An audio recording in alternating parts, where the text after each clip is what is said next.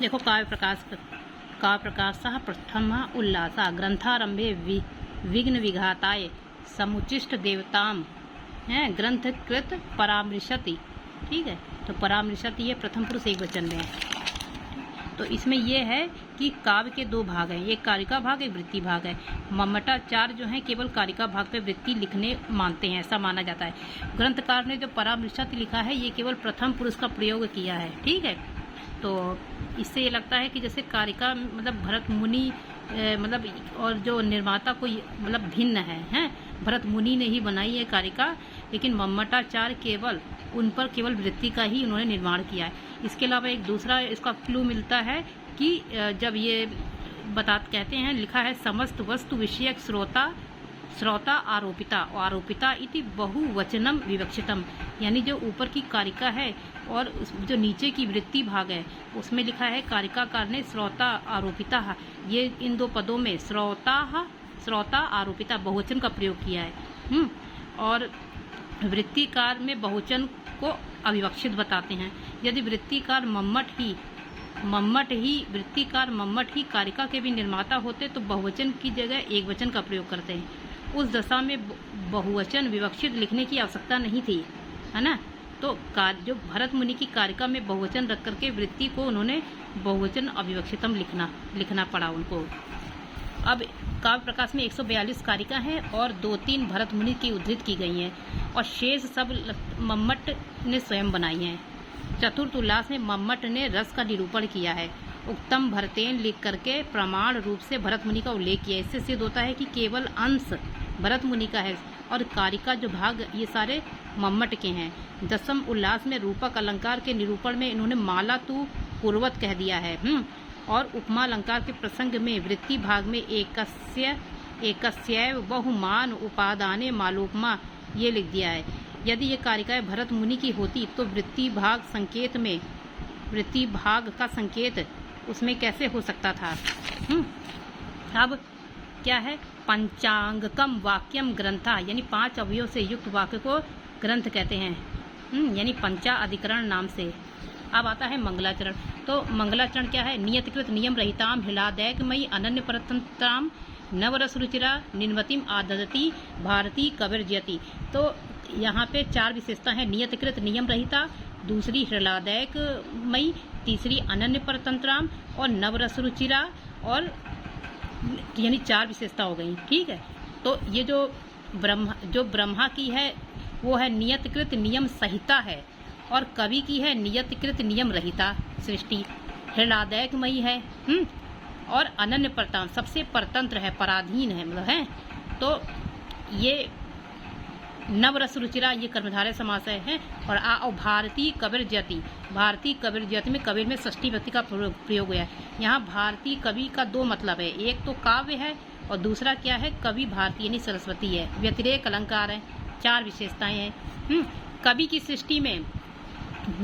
सृष्टि में 9 रस हैं और जो ब्रह्मा है उनकी सृष्टि में 6 रस हैं, इसीलिए कवि की सृष्टि ज़्यादा बड़ी हुई। नवरस रुचिरा में कर्मधारय शाक पार्थिव समास है। ठीक है, तो इसमें ये कहते हैं आर्याछंद गीति का प्रयोग है। ठीक है, और व्यतिरेक अलंकार है, बता ही दिया। ठीक है, तो 4 विशेषताएं बताई है, नियतकृत नियम रहिता, हृलादैकमयी, अनन्य परताम, नवरस रुचिराम। ठीक है, अब आता है कि दूसरी जो इन्होंने विशेषता बताई हृलादैकमयी, इसी सृष्टि में ये विश्वनाथ कहते हैं करुणादपि रसे जायते यत परम सुखम सचेत साम प्रमाणम यत केवलम, यानी कवि की सृष्टि में रुदन और क्रंदन से भरा हुआ है और करुण रस भी अनुभव मतलब आनंद अनुभूति वाला होता है, ये विश्वनाथ भी कहते हैं। देखो ये चीज़ ना, और तत्कृत वचने मयट से, इस सूत्र में हृलादैकमयी में मयट प्रत्यय हुआ है और मयट प्रत्यय होकर क्या होगा, एक मई हो गया है, हृलादैकमयी सिद्ध होता है और मयट प्रत्यय करके इस पद को सिद्ध करने का प्रयत्न करना चाहिए। अब दूसरी क्या है, अनन्य परतंत्राम कही गई क्योंकि सबसे परतंत्र है, केवल अधीन अर्थ लेना चाहिए परतंत्र का यहाँ पे, है ना। और ब्रह्मा की सृष्टि में बताई है कि 6 रस होते हैं, मधुर, अम्ल, लवण, कटु, कषाय, तिक्त, और कवि की सृष्टि में 9 रस होते हैं, श्रृंगार, वीर, करुण आदि, ऐसे करके 9 रस होते हैं। ठीक है, तो नवम पद में नवानाम रसानाम समाहारा, ये समास गलत है। और इसमें यहाँ पे ये समास यहाँ पे कौन सा होना चाहिए, यहाँ पे कर्मधारय समास होना चाहिए। ठीक है, ठीक है, शाक पाती मध्यम पदलोपी समास करके कर्मधारय समास होना चाहिए। ब्रह्मा की सृष्टि की अपेक्षा कवि की सृष्टि में 4 महत्वपूर्ण विशेषताएं पाई जाती हैं। अब आता है, इसलिए यहाँ व्यतिरेक अलंकार है क्योंकि हर मामले में कवि की सृष्टि ज़्यादा बड़ी है। ठीक है, 6 रसों की ब्रह्मा की सृष्टि होती है। अब इसमें बोला गया है नियत शक्तिया, जो ब्रह्मा की सृष्टि कैसी है, तो ब्रह्मा की सृष्टि नियत शक्तिया है और नियत रूपा है, सुख दुख मोहात्मक भाव वाली है और परमाणु उपादान है होने के कारण कर्म आदि सहकारी के अधीन 6 रसों से युक्त है और मनोहारी ही नहीं अपितु कैसी है, मनोहारी ही नहीं अपितु अरुचिकर है। कौन, ब्रह्मा की सृष्टि। ब्रह्मा की सृष्टि 6 रसों से युक्त है। ठीक है, और जो कवि की सृष्टि है इसके विपरीत है। कैसी है, नियतकृत नियम रहिता है, हृलादयकमयी है, अनन परताम है और नवरस रुचिरा है। इसलिए कवि भारती विजयशालिनी है। जयति क्रिया के अर्थ से नमस्कार आक्षिप्त है, और इसलिए मैं उसका अभिवादन करता हूँ। इतना कहा है। आर्या छंद है, आर्या छंद का क्या है, यस्या पादे प्रथमे 12 मात्रा तथा तृतीय अष्टादश द्वितीय चतुर्थे पंचदश सा आर्या, यानी 12 12 18 15। ठीक, आर्या छंद जो है वो गीति आर्या छंद को प्राकृत में गाया जाता है। ठीक है, और यहाँ पे आर्या सप्तशती प्राकृत की गाथा सप्तशती की रचना हुई है। मंगलाचरण में आर्या छंद के गीति का प्रयोग है। ठीक है, तो बता ही दिया है कि यहाँ पे विधाता की सृष्टि उपमान है, कवि की सृष्टि उपमेय है ना। अब आता है कबीर जयति में षष्ठी पद का प्रयोग हुआ है। इसके 2 अर्थ है, एक कवि की भारती यानी काव्य, दूसरा क्या है, कवि की भारती आराध्य देवता सरस्वती। अब आता है काव्य का प्रयोजन। तो काव्य का प्रयोजन में काव्यम यशसे अर्थकृते व्यवहार विदे शिवेत रक्षते सद्या परिनिवृत्ते कांता संमित उपदेश युजे, यानी काव्यम यश से कितने तादर्थे चतुर्थी वाचा से यश से समय चतुर्थी विभक्ति है। व्यवहार विदे शिवेत रक्षे सद्या परिनिवृत्ते सबसे बढ़िया प्रयोजन है। तो कालिदास आदि नाम यशा, श्री हर्ष धावक आदि नाम धनम और राजा आदिगत उपचार परिज्ञानम, आदित्य मयूर आदि अनर्थ निवारण, सकल प्रयोजन मौलिक भूत समअंतरम मेव रसास्वादन समुद्भूत विगलित वेदांतर, ये विशेषण है। ये सकल प्रयोजन मौलिक भूत के विशेषण है।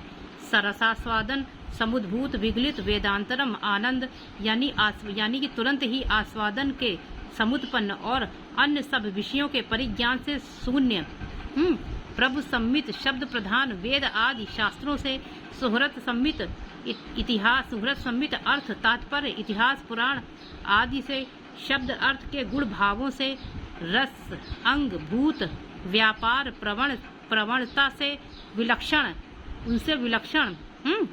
उनसे विलक्षण जो लोकोत्तर वर्णन में निपुण हैं कवि, उनके कर्म हैं, उनका कर्म ही काव्य है। और कैसा काव्य है, उनका कर्म ही काव्य है। और वो स्त्री के समान, क्या स्त्री के समान राम आदि के साथ आचरण करना चाहिए। जैसे स्त्रियां बोलती हैं कि राम के समान आचरण करना चाहिए, ना कि रावण के समान। यह यथा योग्य उपदेश कवि और सुहृदय दोनों को कराता है। इसमें प्रयत्न अवश्य करना चाहिए। इसमें प्रयत्न क्या है, कवे सहृदय या करोति सर्वथा यत्नीय, प्रयत्न अवश्य करना चाहिए।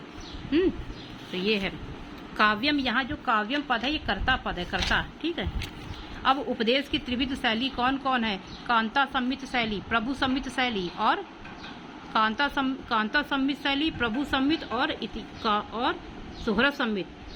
ठीक है, ये त्रिविध शैलियां हैं। उपदेश की सबसे विलक्षण है कांता, प्रभु सम्मित शब्द प्रधान होती है, सुहृद सम्मित अर्थ प्रधान होती है और कांता सम्मित रस प्रधान होती है। इतिहास पुराण, सुहृद शैली में इतिहास पुराण आता है। ठीक है,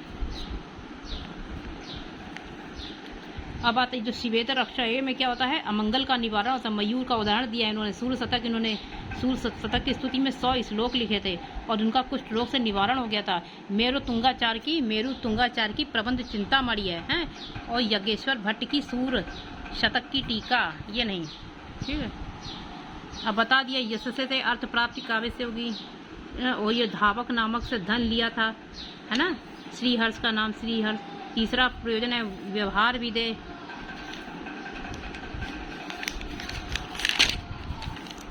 अब आता है वामन का क्या है। वामन कहते हैं काव्य का प्रयोजन काव्यम सदृष्टार्थ इष्टार्थ प्रतीत कीर्ति हेतुता, ये वामन का काव्य प्रयोजन है। और भामा का काव्य प्रयोजन क्या है। धर्म अर्थ काम मोक्षेषु वैक्षण्यम कलासु च करोति कीर्ति कीर्ति साधु विंदताम, ये भामा का काव्य प्रयोजन है। कुंतक का क्या है। धर्म अर्थ साधन उपाय सुकुमार, कुंतक का काव्य प्रयोजन है। धर्म अर्थ साधन उपाय सुकुमार प्रमोदित काव्यम बंधु हृदय करण। अब आता है काव्य के हेतु क्या है। तो काव्य के हेतु प्रयोजन करने बाद काव्य का हेतु बताते हैं शक्ति निपुणता लोक शास्त्र काव्याद वेक्षणात् काव्यम शिक्षा अभ्यास इति हेतु तद उद्भवे। तो शक्ति क्या है। कवित बीज संस्कार रूप विशेषा याम बिना काव्यम न प्रसिद्ध, और प्रसृत होगा तो उपहसनीयम स्यात्। और लोक स्थावर जंगमस्य लोकावृत्तस्य शास्त्राणाम छंदो व्याकरण अभिधान कोश कला चतुर्वर्ग फल खग चतुर्वर्ग गज तुरग खड आदि लक्षण ग्रंथा नाम है। और काव्य क्या है। काव्य चा महाकवि संबंधी नाम है। और आदि पद से ग्रहण होता है इतिहास आदि, विमर्श से व्युत्पत्ति निपुणता। अब अभ्यास क्या है। काव्यम कर्तुम विचारयितुम च ये जानन्ति तत् उपदेशेन करणे प्रयोजने चाह पौना पुण्येन प्रवृत्ति है, ये अभ्यास होती है। और त्रया समुदिता ना तु व्यस्ता है, त्रया समुदिता ना तु व्यस्ता, यानी कि ये सब अलग अलग तीन कारण नहीं है, एक ही कारण है। काव्य से उद्भवे निर्माणे समुल्लासे हेतु न कि हेतवा, काव्य के उद्भव निर्माण में एक हेतु काम नहीं करेगा अभी, ठीक है। विकास में मतलब क्या है, सब मिलकर ही काम करेंगे। अब आता है शब्दार्थ। अब इन्होंने क्या बताया है। अब जो एक सारंग राव की शिला भट्टारिका जो थी सारंग राव पद्धति में, ये जो श्लोक आया है तद अदौसो, ये यह कौमार हरा वाला ये काव्य लक्षण का जो श्लोक है, ये शिला भट्टारिका नाम से है सारंग राव पद्धति में, ठीक है। अब ये जो मम्मट ने जो काव्य लक्षण दिया तद अदौसो शब्दार्थो सगुणावन अलंकृति पुनः क्वापी, तो यहाँ पे इन्होंने जो शब्दार्थों के तीन विशेषण दिए, कौन कौन। अदौसो सगुणो अन अलंकृति पुनः क्वापी, वही बता रहे हैं कि तद अदौसो शब्दार्थो सगुणो अन अलंकृति पुनः क्वापी। तो पहला है अदौश, दूसरा है सगुणों और तीसरा है अनलंकृति। तो ये विशेषण है किसके। तत् माने काव्य और शब्दार्थों माने विशेष पद, ठीक है। तो इनके ये विशेषण है, ठीक है। यहाँ कह रहे हैं कि जो क्वापी आया है इसका मतलब है सब जगह, मतलब क्वापी माने सब जगह हो। अलंकार अगर अलंकार हो तो भी ठीक, नहीं हो तो भी ठीक, ठीक, अलंकार सहित। तो क्वापी माने अलंकार सब जगह, अलंकार सहित, ठीक है। अब आता है दोष गुण अलंकार वच्छन्ते, यानी दोषों से रहित गुण युक्त, और कहीं कहीं अलंकार शब्द के रहित अर्थ शब्द काव्य कहलाते हैं। दोष गुण अलंकार, इसके बारे में आगे कहेंगे। तो इस वाक्यांश में प्रयुक्त क्वापी पद से ग्रंथकार कहते हैं कि हर जगह अलंकार सहित, परंतु कहीं अगर स्पष्ट रूप से अलंकार नहीं दिखे तब भी काव्य की कोई हानि नहीं होती है। इसका उदाहरण मम्मट ने सारंग राव पद्धति के शिला भट्टारिका से लिया। यह कौमार हरा सा ए वरस्ता स छैत्र छपात च उन्मीलित मालती सुरह भया प्रौणा कदम्ब अनिला सा चैवास में तथापि सुरत व्यापार लीला विधौ रेवा रोधसी वेतसी तलेर चेता समुद्र कंठे। तो यहाँ पे कोई स्पष्ट अलंकार नहीं है, लेकिन रस प्रधान होने से, यानी रसवद अलंकार होने से अलंकार नहीं कहा जा सकता। मतलब कहने का मतलब है कि जो रसवद होता है वो रस के गौड़ होने पर होता है। तो यहाँ कोई स्फुट अलंकार नहीं है। तो तब भी यहाँ पे क्या हुआ, मतलब अलंकार नहीं है, फिर भी काव्य की कोई हानि नहीं है। अब यहाँ पे विश्वनाथ भी आलोचना कर रहे हैं कि यहाँ पे विभावना विशेषोक्ति होनी चाहिए। मम्मट ने जो बोला था ना स्फुट अलंकार विरह के उदाहरण के रूप में जो बोला था, तो विश्वनाथ ने उसका खंडन किया, कहा युक्ति संगत नहीं है। इन्होंने तो कह दिया कि जो शब्दार्थों है इसके तीन विशेषण अदौसो सगुणो अलंकृति पुनः क्वापी है, इन तीनों का ही विश्वनाथ ने बुरी तरह खंडन किया, ठीक है। इन्होंने कह दिया कि जो मम्मट का जो अदौसो है यहाँ पे काव्यत्व के विघटन में च्युत संस्कार प्रबल दोष है और उससे रहित शब्द अर्थ काव्य है। अगर दोष प्रबल है तो रसानुभूति में बाधक होने से शब्द और अर्थ काव्य, बाधक होने से प्रबल दोषों से रहित शब्द अर्थ काव्य हैं। यह मतलब का प्रकाशकार ये कहते हैं कि साधारण स्थिति में दुर्बल दोष के विद्यमान होने पे भी काव्य की हानि नहीं होती। तो साहित्य दर्पणकार जो हैं वो खुद ही साधारण दोषों के रहते हुए भी काव्य में काव्यत्व को स्वीकार करते हैं। उन्होंने खुद ही अपने ग्रंथ में लिखा है, कीटाणुविद रत्नापि साधारणेन काव्यता दृष्टे अपि मता यद समुद्र, यानी जैसे कीड़ा खाया हुआ प्रवाल आदि रत्न ही कहलाता है, जिस प्रकार उसकी अनुभूति स्पष्टता से होती है, उसमें अगर दोष भी आ जाए तो काव्यत्व की हानि नहीं होती, खुद ही बोलते हैं। ठीक है। अब और सगुणों का विश्वनाथ ने खंडन किया। अब कहते हैं कि गुड़ तो रस के धर्म होते हैं, यानी रस में गुड़ रहते हैं, तो ये शब्द अर्थ को सगुण नहीं कहा जा सकता। ठीक है। तो इन सगुण को भी इन्होंने कह दिया कि ये ठीक नहीं है, उचित नहीं है, क्योंकि ना तो अर्थ है, न शब्द अर्थ में नहीं रहता है, रस केवल गुण में रहता है, तो सगुण ठीक शब्दार्थों नहीं है। अब इसके अलावा इन्होंने अब शब्दार्थों सहितो काव्य भाभा ने कहा, और काव्य शब्दों अयम गुण अलंकार संस्कृति वामन ने कहा। अब आता है रुद्रट, कहते हैं शब्दार्थो काव्यम अदौसो सगुणों सा अलंकारो च काव्यम, ये हेमचंद ने कहा है। अदौसो निगुणो अदौसो निर्दोषो सगुणो प्राय सा अलंकार वाग्भट ने कहा है। विद्यानाथ ने कहा गुण अलंकार सहितो शब्दार्थो दोष वर्जिता, ये विद्यानाथ ने कहा है। यानी गुण अलंकार सहित शब्दार्थो दोष वर्जित विद्यानाथ। शब्दार्थो वपुरस्य तत्र विबुधैः आत्मन, ये विद्याधर ने कहा है। अलंकृति पुनः कापी, यहाँ स्फुट अलंकार रहित शब्दार्थ काव्य हो सकते हैं। और काव्य प्रकाश ने ये जो कौमार हरा उदाहरण दिया, यहाँ कोई स्पष्ट अलंकार नहीं है, फिर भी खींच तान के अगर देखा जाए तो विभावना विशेषोक्ति अलंकार निकालने का प्रयत्न किया। विश्वनाथ ने कहा विभावना विशेषोक्ति मूलक संदेह संकर अलंकार सिद्ध करने का प्रयत्न किया गया, लेकिन वो ठीक नहीं है।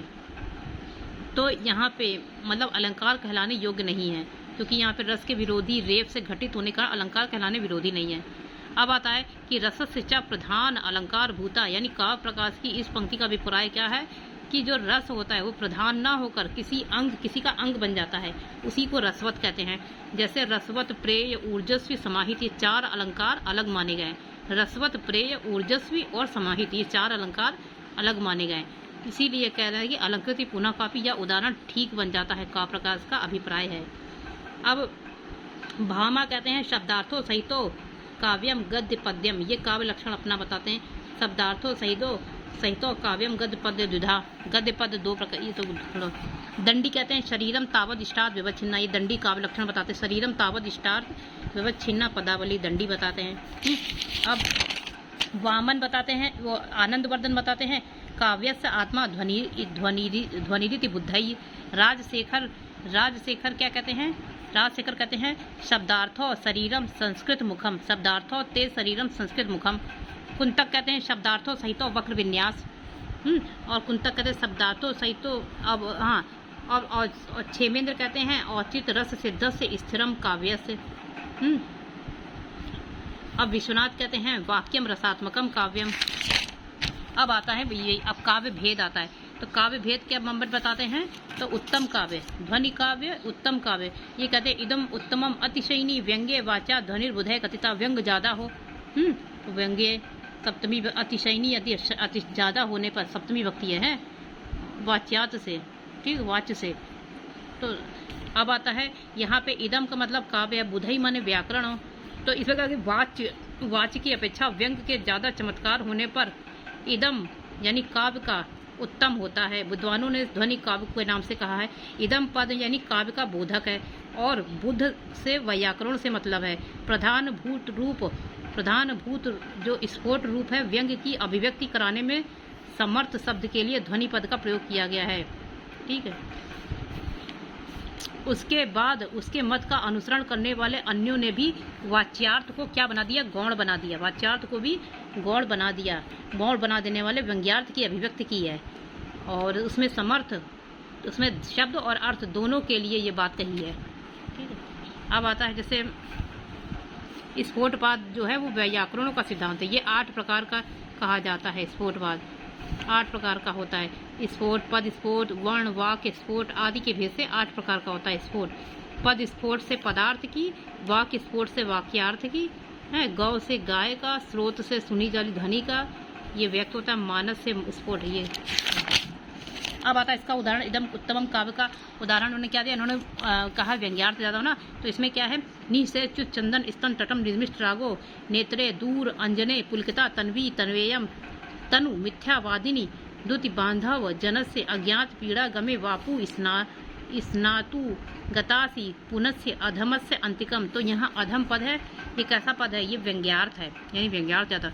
तो यहाँ पे कहने वाली जानती है कि नायक के पास भोग करके आई है, जिससे कहा जा रहा वो जानती है, इसलिए वक्ता और बोधा के वैशिष्ट है। तू उसी के पास गई थी, उसी के पास रमण करने गई थी, यह बात विशेषकर अधम पद से व्यक्त हो रही है। नहीं सब इसका उदाहरण बता दे रहे, तुम्हारे स्तन के अग्रभाग का चंदन बिल्कुल छूट गया है, ठीक है, और अधर का राग बिल्कुल छूट गया है, आंखों का अंजन अत्यंत पुछ गया है, तुम्हारा ये जो शरीर है ये रोमांच युक्त हो रहा है, अपनी सखी को पीड़ा न अपनी सखी की पीड़ा को न समझने वाली, झूठ बोलने वाली अरी दूती, तू यहाँ से बावली नहाने गई थी और उस अधम नायक के पास नहीं गई, ये कहने का मतलब है। तो यहाँ पर उसी के पास गई थी और उसी के पास गई थी और रमण करके ही गई थी, यह बात विशेषकर अधम पद से अभिव्यक्त हो रही है। तो यहाँ पे ये ध्वनि काव्य है का उदाहरण है। अब आता है गुणीभूत व्यंग्य काव्य। यहाँ पे वाच्यार्थ प्रधान हो, अतादृशी गुणीभूत बने वैसा होने पर गुणीभूत व्यंग्य तू मध्यमम, यानी उस प्रकार के व्यंग्य न होने पर जो भूत व्यंग्य है यानी गुणीभूत व्यंग्य है वो मध्यम काव्य कहा जाता है। यानी अतादृश बने वैसा न होने पर और वाच्य से अधिक उत्तम न होने पर, यानी गुणीभूत वाच्य से अधिक उत्तम न होने पर ये क्या होता है, गुणीभूत व्यंग्य होता है। जैसे ग्रामम तरुण्यम तरुण्या नव मंजुल मंजरी सनाथकरम पश्यंता भवती मुहुर नितराम मलिना छाया मुखत छाया, यानी वेतस की वृक्ष की तोड़ी गई मंजरी को हाथ में लिए हुए गांव का नवयुवक को देखकर तरुणी के मुख की कांति मलिन हो गई, ठीक है। अब आता है चित्रकाव्य। तो यहाँ पे क्या है, यहाँ अशोक या वेतस लता गृह में संकेत देकर भी नहीं आई, यह व्यंग्य है और वाच्य के उस की अपेक्षा अधिक चमत्कारी होने से गुणीभूत हो गया, ठीक है। अब आता है चित्रकाव्य। चित्रकाव्य क्या है, शब्द चित्र, अर्थ चित्र, वाच्य चित्र, त्वरम स्मृतम, यानी व्यंग्य से रहित शब्द चित्र, अर्थ चित्र, ये दो प्रकार का अधम काव्य कहा जाता है। अब इसमें क्या है कि चित्रम इति गुण अलंकार, चित्र जो है वो गुण अलंकार युक्त होता है। चित्र क्या होता है, गुण अलंकार युक्त होता है। और जो अव्यंग होता है स्फुट प्रतिमान अर्थ से रहित होता है। अव्यंग होता है स्फुट प्रतिमान अर्थ से रहित होता है। चित्र होता है गुण अलंकार से युक्त, अव्यंग होता है स्फुट प्रतिमान अर्थ से रहित, ठीक है। तो अवर का भी अधम है, इसका सबचित का उदाहरण है स्वच्छंद कच्छ कुहर छाते तराम अम्बुज छटाम मूर्छन मोह महर्षि हर्ष विहित स्नाना काया विद, मतलब इसका कुल मिलाकर के है इसमें कि गुण अलंकार, हाँ ये इसमें जो मियाँ अमरावती आया है इसमें नहीं। और दूसरा उदाहरण क्या दिया उन्होंने, अर्थचित का विनिर्गतम मानदम आत्मंदिरात भवती उत्सृत्य यदृच्छया श्रियम सब निर्मलताक्षी मियाँ अमरावती, जो मियाँ अमरावती जाता है इसमें उत्प्रेक्षा अलंकार है। उत्प्रेक्षा में ही कवि का प्रधान रूप से तात्पर्य है यहाँ। तो इसमें क्या है, प्रथम उल्लास में ग्रंथकार ने मंगलाचरण, दूसरे में का प्रयोजन और तीसरे में नहीं, पहले वाले प्रथम उल्लास में कवि ने मंगलाचरण किया है, काव्य प्रयोजन, काव्य हेतु, काव्य लक्षण, काव्य के भेद हैं, 3 भेद बताए, ध्वनि काव्य, गुणीभूत और चित्रकाव्य अधम काव्य हैं। अब ध्वनि काव्य उसे कहते हैं जहाँ पे वाच्यार्थ की अपेक्षा व्यंग्यार्थ चमत्कार हो। इसके विपरीत जहाँ व्यंग्यार्थ की अपेक्षा वाच्यार्थ ज़्यादा अच्छा हो तो गुणीभूत होता है, और जहाँ व्यंग्यार्थ का अभाव होता है, जहाँ व्यंग्यार्थ हो ही ना, वो चित्रकाव्य होता है, ठीक है। तो ध्वनि काव्य उत्तम और गुणीभूत व्यंग्यम मध्यम, चित्रकाव्य अधम काव्य की श्रेणी में माना जाता है। तो ये प्रथम है। अब आता है दूसरा उल्लास। तो दूसरा उल्लास क्या है कि शब्द के 3 शब्द अर्थ का स्वरूप बता रहे हैं। क्या बता रहे हैं, 3 शब्द होते हैं, स्याद वाचक लाक्षणिक शब्दों अत्र व्यंजक त्रिधा। तो यानी वाचक का मतलब वाच्य, वाचक माने वाच्य, लाक्षणिक माने लक्ष्य और व्यंजक माने व्यंग्य। तो वाचक लाक्षणिक व्यंजक ये शब्द होते हैं 3, और इनके 3 वाच्य आदि तस्य अर्थः स्युः, वाच्य आदि उनके 3 अर्थ भी होते हैं, अर्थ भी 3 होते हैं, वाच्य, लक्ष्य, व्यंग, ये 3 अर्थ होते हैं। अब अभिहितानवादी कहते हैं कि 3 नहीं 4 होते हैं। तात्पर्यो अपि केषुचित्, केषुचित् माने मीमांसक क्या कहते हैं कि तात्पर्य भी चौथे प्रकार की शक्ति है। ठीक है, जो कुमारिल भट्ट हैं, है ना, ये पार्थ सारथी है, ये अभिहितानवादी हैं, तो यही कहते हैं। अब लेकिन मम्मट नहीं मानते, लेकिन मीमांसक तो मानते हैं। ठीक है, अब आता है अभिहितानवादी क्या कहते हैं। अभिहितानवादी क्या कहते हैं तात्पर्य के बारे में, कि तात्पर्य कहते हैं कि आकांक्षा योग्यता सन्निधि वशात, आकांक्षा और योग्यता और सन्निधि की वश से क्या होता है, वक्ष्यमाणा स्वरूपा नाम पदार्था नाम समन्वय तात्पर्य विशेष व पुरस्य पदार्थों अपि वाक्यार्थ समुल्लसति इति अभिहितान्यवादिनः मतम। यानी कि उनका कहना है कि जिन एक ग्रंथकार अभिहितानवादी के सिद्धांत का परिचय देते हुए कहते हैं कि जिन पदार्थों का स्वरूप आगे दिया जाएगा, ऐसे पदार्थों का आकांक्षा योग्यता और सन्निधि इनके बल से परस्पर संबंध होने पर भी पदों की प्रतीति होने वाला अर्थ नहीं भी है, तो भी विशेष प्रकार से तात्पर्य रूप अर्थ की प्रतीति होती है। यही अभिहितानवादियों जैसे कुमारिल भट्ट, पारसार्थी, इनका मत है। इन्होंने यही कहा कि परस्पर संबंध होने से पदों की प्रतीति होने वाला अर्थ नहीं होने पर भी विशेष प्रकार से तात्पर्य अर्थ की प्रतीति होती है। यह अभिहितानवादियों यानी कुमारिल भट्ट के अनुयायियों का मत है।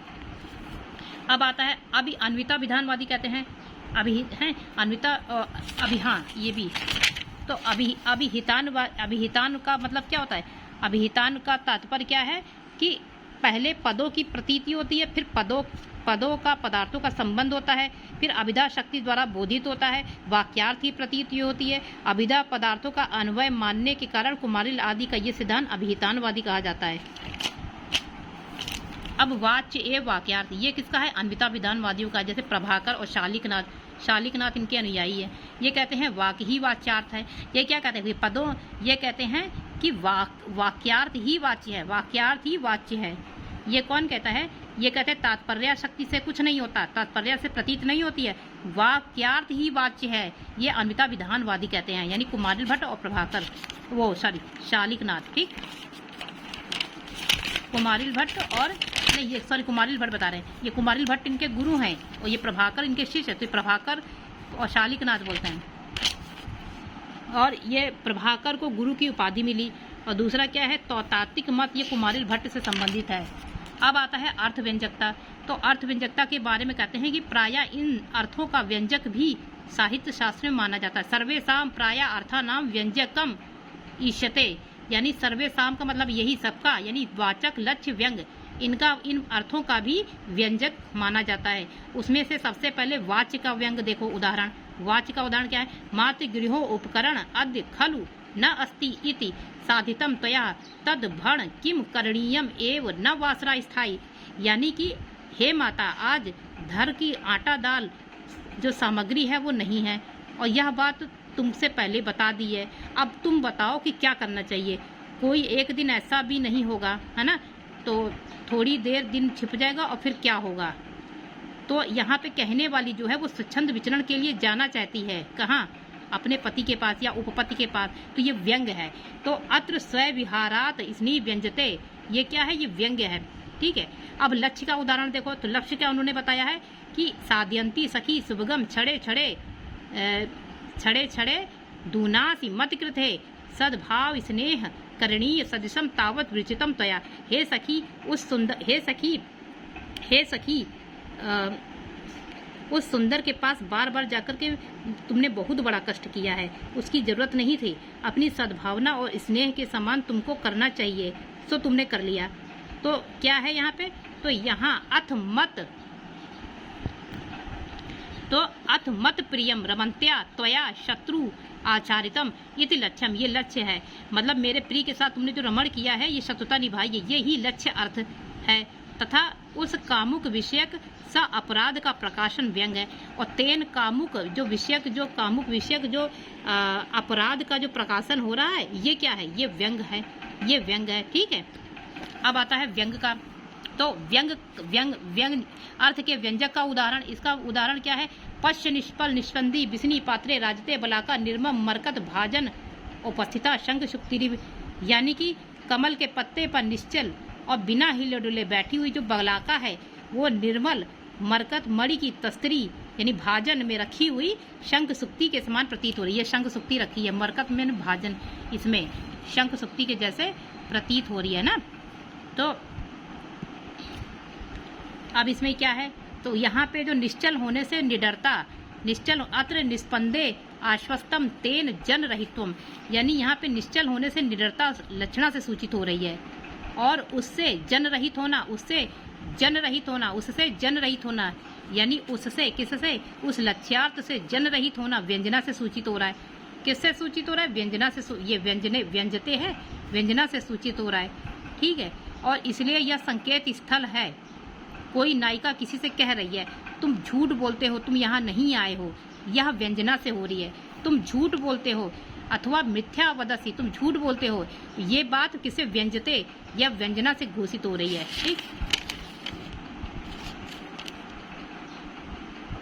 ठीक है। तो क्या है? निश्चल होने से निडरता लक्ष्यार्थ से सूचित हो रही है, और उस लक्ष्यार्थ की जन रहित होना व्यंजना से सूचित हो रही है। और जो संकेत स्थल पर कोई नायिका जो है किसी मतलब प्रिय से कह रही है कि झूठ बोलते हो, तुम यहाँ नहीं आए हो, ये बात व्यंग्यार्थ से मतलब व्यंजना से सूचित हो रही है, ये बात व्यंजना से सूचित हो रही है। अब आता वाचक क्या होता है? तो क्रमशः वाचक, वाचक के स्वरूप को बताते हुए क्या कहते हैं मम्मट? क्या कहते हैं? साक्षात सांकेतिक अर्थ यो अभिधते सह वाचका, यानी कि जो शब्द साक्षात सांकेतिक अर्थ को अभिधा शक्ति के द्वारा कहे वही वाचक है। तो इसमें क्या गया? इह गृहीतस्य संकेतस्य शब्द अर्थ प्रतीति अभावात संकेत सहाय, यानी लोक व्यवहार में बिना संकेत ग्रह के शब्द अर्थ की प्रतीति के न होने के कारण संकेत की सहायता से शब्द अर्थ का प्रतिपादन करना, शब्द अर्थ विशेष प्रतिपादित शब्द अर्थ का प्रतिपादन करना। इसलिए जिस अवधान से संकेत का ग्रहण होता है, यस्य यत्र अवधाने संकेतेन गृहीतो, और वही वाचक होता है। तस्य सा वाचक, वही वाचक होता है। यानी कि लोक व्यवहार में बिना संकेत ग्रह के अर्थ की प्रतीति न होने से किसका? शब्द अर्थ विशेष का प्रतिपादन होता है, और इसलिए शब्द का मतलब शब्द और अर्थ में अव्यवधान संकेत का ग्रहण होता है, वही वाचक होता है, वही अर्थ का वाचक होता है, वही अर्थ का वाचक होता है, ठीक। संकेत बताया गया व्याकरण उपमान शक्ति ग्रह। क्या होता है? व्याकरण, उपमान, कोश, आप्तवाक्य, व्यवहार, वाक्य, विवृत्ति हैं, व्याख्या, सिद्धि, वाविसिया, उपकोव्या। अब आता है संकेत ग्रह 4 होते हैं। जात्यादि संकेत ग्रह चतुर्भेदो जात्यादि जातिरेवा। तो जात्यादि में आता द्रव गुण क्रिया यदिच्छा, और चतुर्भेद 4 भेद होते हैं, और केवल मीमांसक जाति को केवल मीमांसक मानते हैं, ठीक है। तो सांकेतिक ग्रह क्या है? ये कह रहे हैं कि सांकेतिक ग्रह जाति अर्थात जाति गुण क्रिया यदिच्छा ये 4 प्रकार का होता है। मीमांसक के मत में केवल जाति होती है, हैं? यानी अब कहते हैं यद्यपि अर्थ क्रियाया अपकारित प्रवृत्ति निवृत्ति योग्य व्यतिरेव। यद्यपि जो अर्थ क्रिया का निर्वाहक होने से, क्वेश्चन बन सकता है, अर्थ क्रिया का निर्वाहक होने से प्रवृत्ति निवृत्ति के योग व्यक्ति होता है। प्रवृत्ति निवृत्ति के योग केवल व्यक्ति होता है, ये क्वेश्चन आया है। क्या है? अर्थ यद्यपि अर्थ क्रिया का निर्वाहक होने से प्रवृत्ति निवृत्ति के योग कौन होता है? व्यक्ति।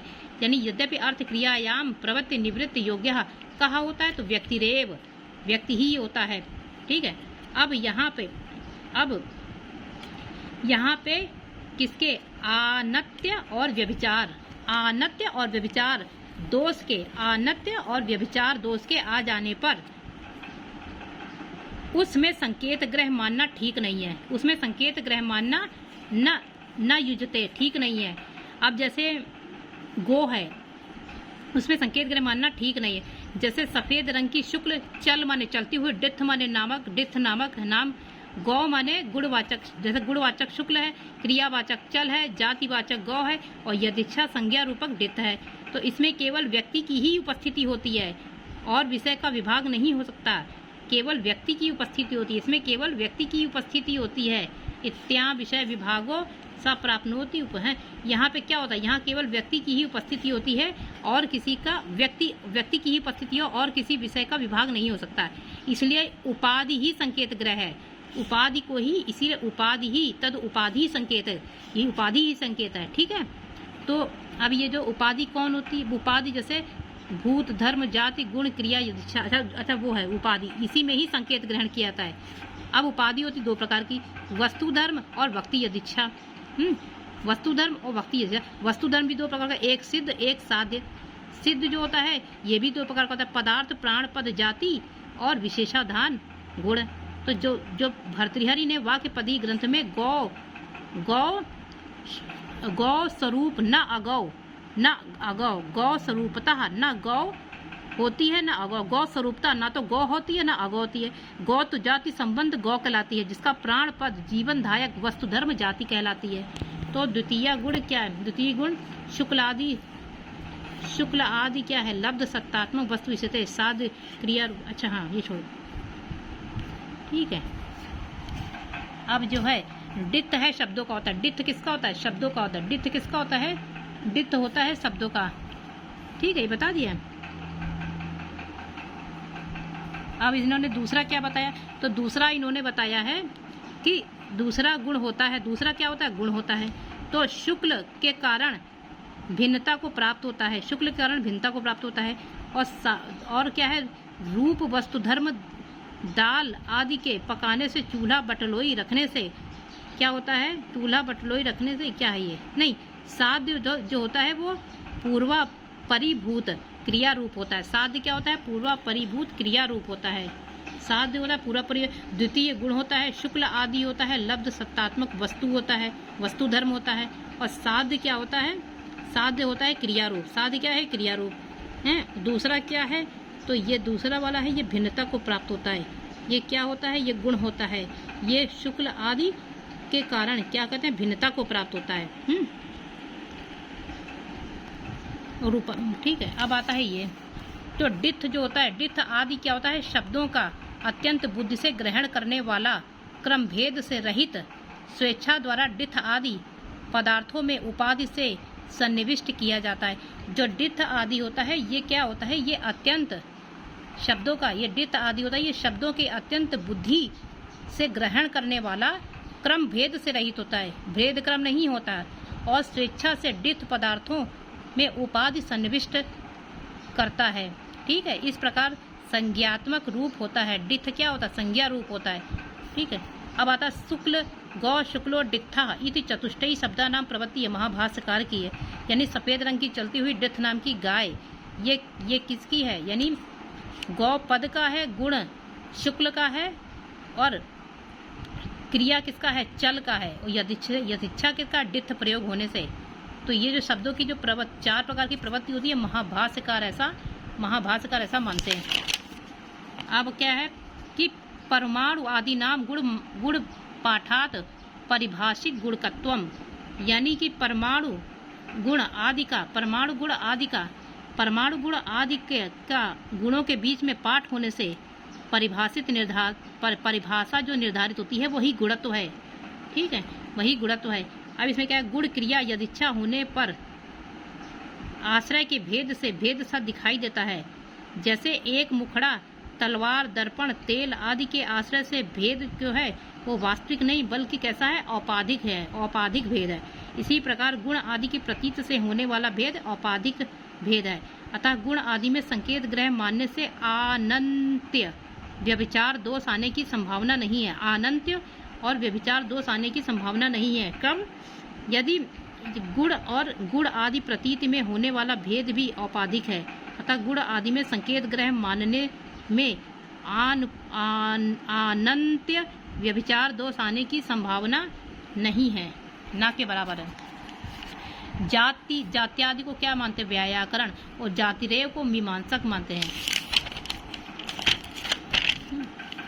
जैसे हिमपयः शंख आदेश्रेषु, यानी बर्फ, दूध, शंख आदि में रहने वाला वास्तव में भिन्न शुक्ल आदि गुणों में जिसके कारण शुक्ल इस प्रकार एकाकार कथन से प्रतीति होती है। वह शुक्ल आदि क्या है? वह शुक्ल आदि क्या है? सामान्य जाति। शुक्ल आदि क्या है? सामान्य जाति। ठीक है। और गुड़ तंडुल आदि में पाक आदि क्रिया में पाकत्व रहने से क्या है? सामान्य रहता है, सामान्य रहता है। इस प्रकार बालक, वृद्ध, तोता आदि के द्वारा उच्चारित किए जाने पर डित्थ जो शब्द है वो प्रतिक्षण विद्यमान परिवर्तकशील डित्थ पदार्थों में डित्थ ही सामान्य रहता है। अब यहाँ क्वेश्चन बनेगा कि शब्दों की प्रतिनिमित्त केवल एक जाति ही है। शब्दों की प्रतिनिवृत्ति, ये क्वेश्चन बनेगा कि शब्दों की प्रतिनिवृत्ति केवल एक जाति ही होती है। केवल कौन होता है? एक जाति ही होती है। अब आता है तद्वान का मतलब जातिमान है। तद्वान मतलब जातिमान, न्याय से संबंधित है। और तदरेव वो अपोह का मतलब बौद्ध से है। अपोह मतलब होता है अतद व्यावृत्ति तद भिन्न हेतवा। अतद व्यावृत्ति तद भिन्न भिन्नत्व अपोह होता है। तद्वान न्याय होता है। तद्वान का मतलब है जाति विशिष्ट व्यक्ति। तद्वान का मतलब है जाति विशिष्ट व्यक्ति। अब अभिधा आती, तो अभिधा क्या है? तो अभिधा बताते हैं कि मम्मट ने पहले अभिधा पर क्या लिखा है? शब्द व्यापार विचार नामक एक छोटा सा प्रकरण ग्रंथ लिखा था। ठीक है।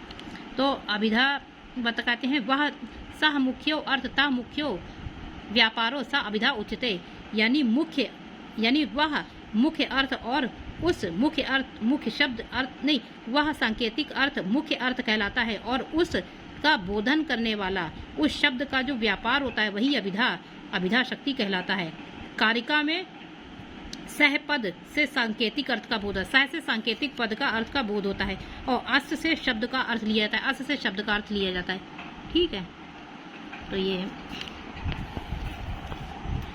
अब आता है लक्षणा। तो लक्षणा क्या है? मुख्यार्थ बाधे तद योगे रूढ़तो अर्थ प्रयोजनात् अन्यो अर्थो लचते यत सा लक्षणारोपिता क्रिया, यानी मुख्यार्थ का बाद है और उस मुख्यार्थ के साथ संबंध होने पर रूढ़ी और प्रयोजन के द्वारा अन्य अर्थ जो लक्षित होता है वही आरोपित लक्षणा व्यापार है। लक्षते यत सा लक्षणा में करण अर्थ में लुप्त तृतीया। ठीक है। ये लक्षते पद है, ये ऋजंत से बना है और यत है क्रिया विशेषण यानी जिस शब्द से। ठीक है। अब यहाँ पे जैसे इसका उदाहरण दिया कर्मणि कुशला गंगायाम घोषा, ये लक्षणा के उदाहरण दिए गए हैं। तो नागेश ठीक है। तो कर्मणि कुशला काम में कुशल है इत्यादि। ठीक है। गंगायाम घोषा यानी जल। यहाँ पे क्या है कि मुख्य अर्थ से जो अमुख्य अर्थ लक्षित होता है, नीचे वाला मुख्य अर्थ से जो अमुख्य अर्थ लक्षित होता है वो व्यवहित विषयक आरोपित शब्द व्यापार क्या है? लक्षणा।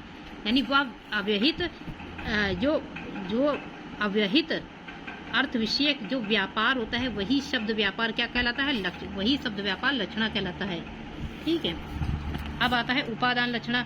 उपादान लक्षणा का बताते हैं कि स्वसिद्धये पराक्षेपा उपादान लक्षणा है। इसको अनर्थ संज्ञा दी है। अब आता है लक्षण लक्षणा होता है परात स समर्पणम लक्षण लक्षणा। और उपादान और लक्षण लक्षणा ये ही शुद्धा के दो भेद हैं। शुद्धा दुधा ये शुद्धा के दो भेद हैं। महाभाष्यकार ने पुण्योदाख्यान में क्या है? गंगायाम घोषा और कूपे गर्गम कुलम ये उदाहरण लक्षणा के दिए हैं। लक्षणा को अनवय संज्ञा कुंता प्रविशंति इष्टा प्रविशंति ये उपादान के हैं। कुंता प्रविशंति और उपादान के उदाहरण।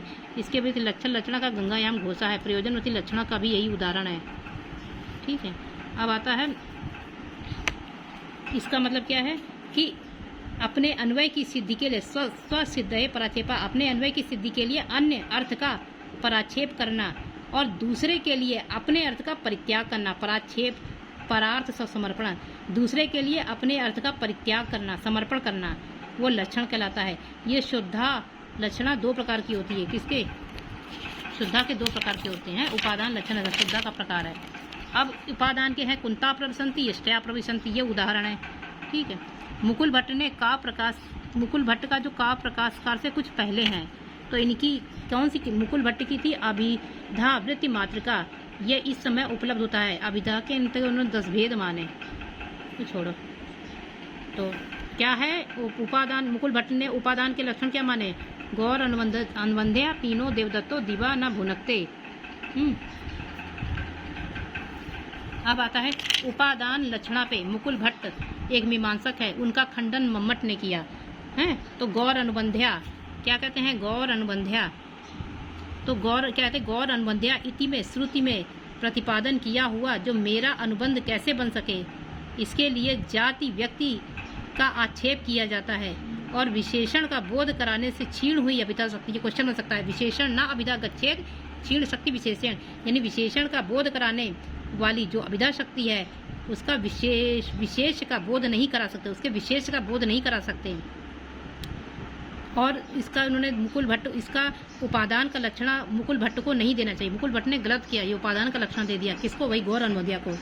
ठीक है, तो अभी बिना भाव के ये व्यक्ति का आक्षेप कर लेता है, अनुमान से आक्षेप कर लेता है, इसलिए ये लक्षणा का नहीं हो सकता। अब गौर अनवद्या में किसी प्रकार की लक्षणा नहीं होती, कुल मिलाकर ओवरऑल मम्मट यही कह रहे हैं कि नहीं हो सकते, और उपादान लक्षणा के उदाहरण में इसको प्रस्तुत नहीं करना चाहिए। अब जैसे इन्होंने कहा था क्रेताम, ये करता है, कुरु ये कर्म है, और प्रविश्य माने प्रवेश करो, और पिंडी माने पिंडी को, घर माने घर, और खाओ, इस इत्यादि मतलब ये जो इस तरह के जो छोटे छोटे हैं इत्यादि, ये क्या है, ये लक्षणा नहीं हो सकते हैं, ये क्या है, इसमें कोई लक्षणा नहीं मानी जाएगी। इस प्रकार गौर अनवद्या में किसी भी प्रकार की लक्षणा नहीं है और उपादान के अंतर्गत इसको रखना भी नहीं चाहिए था। अब मुकुल भट्ट का दूसरा उदाहरण जो है तीनों देवदत्ता दीवाना भुनकते, उसका भी मम्मट कह रहे हो, तो उसको अर्थापत्ति में बता रहे हैं, उसका भी मम्मट वो कर रहे हैं खंडन। क्या है, तीनों देवदत्ता दीवाना भुनकते, तो यहाँ पे मतलब ये कह रहे हैं कि ये दिन में नहीं खाता तो रात में खाता होगा, है ना। तो यह श्रुत अर्थापत्ति से सिद्ध होता है, अतः लक्षण लक्षण का उदाहरण ठीक नहीं, मतलब इसमें तो ये उदाहरण इनको इसमें भी नहीं ठीक लगा। अर्थापत्ति को ये दो प्रकार से बताते हैं, एक दृष्ट अर्थापत्ति, एक श्रुत अर्थापत्ति। अब आता है गंगायाम घोषा, अब लक्षण लक्षणा का बताते गंगायाम घोषा, तो यहाँ पे कह रहे हैं गंगायाम गंगा घोषा इति घोष अधिकरण सिद्धये गंगा स्वार्थ अपयति इति एव आदौ लक्षणा ऐसा न लक्षणा, यानी कि इसमें गंगायाम घोषा में घोष के अधिकरणत्व की सिद्धि के लिए गंगा शब्द अपने अर्थ का परित्याग कर देता है, इसलिए इस प्रकार उदाहरणों में लक्षण लक्षणा होनी चाहिए, इस प्रकार के उदाहरणों में लक्षण लक्षणा होनी चाहिए। दोनों प्रकार के उपचार से मिश्रित ना होकर के कारण शुद्ध है, मिश्रित ना होकर के उपचार, ये मिश्रित ना होकर के कैसी शुद्ध है, कारण शुद्ध है, यानी कि दोनों प्रकार के उपचार से मिश्रित ना होकर के कारण शुद्ध है। अब इन्होंने लक्षण लक्षणा का दूसरा नाम क्या है, जहत स्वार्था लक्षण लक्षणा, जहत स्वार्था लक्षणा गंगायाम घोषा, जहत स्वार्था लक्षणा को या गंगायाम घोषा को। मुकुल भट्ट का जो सिद्धांत है ताटस्थ सिद्धांत, न्याय ग्रंथों में भी परंपरा से होने वाली लक्षण लक्षणा और उसका उदाहरण द्विरेफा कर दिया गया। द्विरेफा का अर्थ है दो रेफों से युक्त भ्रमर, भंवरे का अर्थ है लक्षण लक्षणा द्वारा बोधित होता है।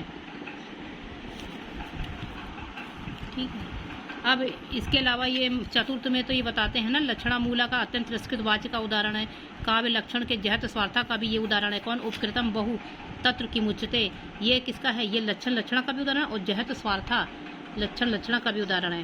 ठीक है, ये अत्यंत तिरस्कृत का भी ध्वनि के भेद में उदाहरण है, जिसके सादृश्य मता होती है गौड़ी और अलग और श्रद्धा इतर। अब आती है अन्यो लक्ष्यकस्य, यानी अन्यो माने कौन, उपादान लक्षणा और लक्षण लक्षणा। अन्यो का मतलब उपादान लक्षणा, लक्षण लक्षणा।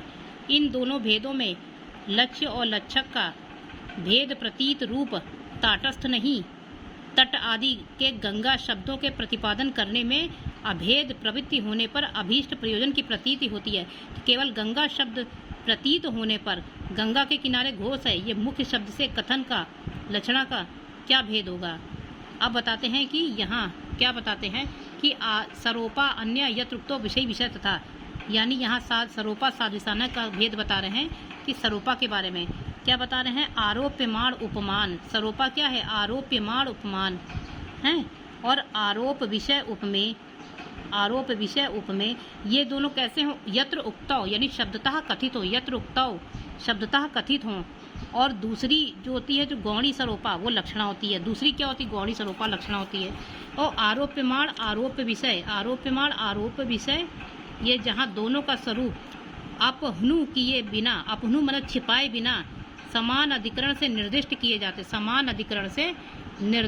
जाते, अपहनु किए बिना समान अधिकरण से निर्दिष्ट किए जाते हैं, वो सरोपा लक्षणा होती है। और क्या बताते हैं कि अतिशयोक्त ये साधुसानिका क्या कहते हैं, विषय्यंता कृते अन्य अस्मिन यत अस्मिन सा स्याद साधुसानिका, यानी विषयी के द्वारा दूसरे अंतर्भाव कर लिए जाने पर साधुसानिका लक्षणा होती है।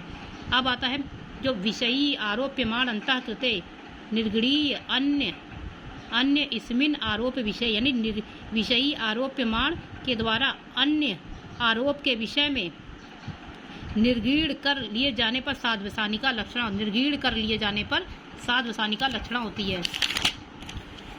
अब आता है स्वरूपा साधुसानिका के शुद्धा गौड़ी दो भेद होते हैं। तो क्या है, भेद विमौ च सादृश्य संबंध तथा शुद्धा गौड़ी विज्ञेयो, यानी ये जो है स्वरूपा साधुसानिका इन दोनों के भेद सादृश्य से तथा अन्य संबंध से होने पर गौड़ी और शुद्धा ये दो भेद समझने चाहिए। ठीक है, जैसे गौरवाहिका स्वरूपा के लक्षण है, गौरयम साधुसानिका का ये। अब आता है गौड़ी साधुसानिका के तीन मत। कौन कौन है? गौड़ी साधुसानिका के तीन मत क्या है, गौड़ चलपति आदि में जैसे ये है बोध लक्ष्य अर्थ, इस तीन पक्षों को मम्मट प्रस्तुत करते हैं। पहला पक्ष क्या है कि क्या कहते हैं, यहाँ अपने अर्थ के सहचारी भाव अत्र स्वार्थ सहचारी जाड्यम मंद और क्या आदिगण, जाड्यम मंद और लक्ष्य आदि के द्वारा लक्षणा बोधित होकर गो शब्द के द्वारा दूसरे अर्थ को अभिधा के माध्यम से प्रवृत्ति निवृत्ति बन जाते हैं। ये कोई विवेचक मानता है कि जो गौरयम आदि उदाहरण में जो गो शब्द आया वो अपने अर्थ के सहकारी जाड्यम मांद्यम आदि जो गुण होती है वो लक्षणा द्वारा बोधित होने पर जो गो शब्द होता है वो दूसरे अर्थ को अभिधा से बोधित करने पर प्रवृत्ति निवृत्ति बन जाता है। यह ऐसा ही कोई विवेचक मानता है। ठीक है, अब दूसरा मानते हैं कि गो शब्द अर्थ इनके सहकारी जो जाड्य मंद आदि गुणों से अभिन्न रूप से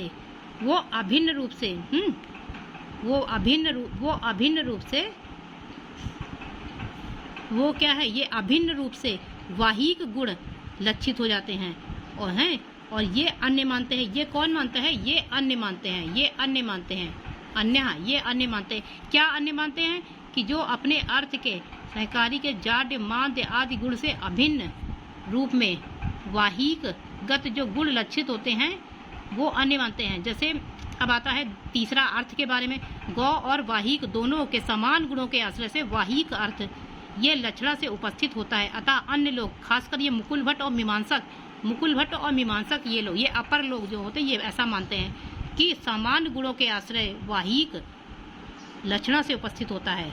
ये कौन मानते हैं? ये अन्य मानते हैं, यानी मुकुल भट्ट मीमांसक। और ये लक्ष्य को कौन मानते हैं? अन्य मानते हैं। अन्य क्या मानते हैं कि अपने अर्थ के गुणों से भिन्न जो लक्षित होते हैं ये कैसे होते हैं? लक्षित होते हैं, ये अन्य मानते हैं। अब दूसरी जगह कुमारिल भट्ट श्लोक वार्तिक नामक ग्रंथ में क्या कहते हैं कि मुख्य अभिधेयार्थ बिना भूत प्रतीति लक्षणा उच्यते, यानी कि अभिधेय से संबंध जो अर्थ की प्रतीति होती है लक्षणा से कहलाती है। और लक्ष्यमाण गुणों के योग से जो वृत्ति होती है वो गौण हो जाती है। लक्ष्यमाण गुणों के योग से वृत्ति गौण हो जाती है।